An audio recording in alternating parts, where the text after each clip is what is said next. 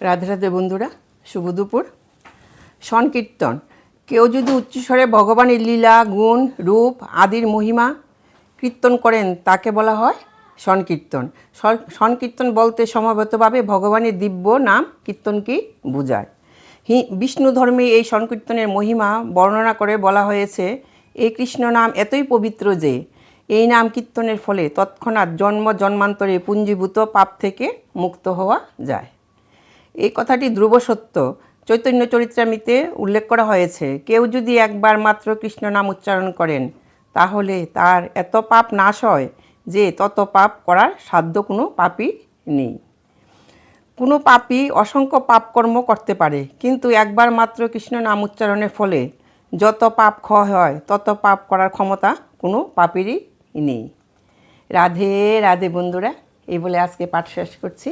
তোমাদের কেমন লেগেছে জানাবে।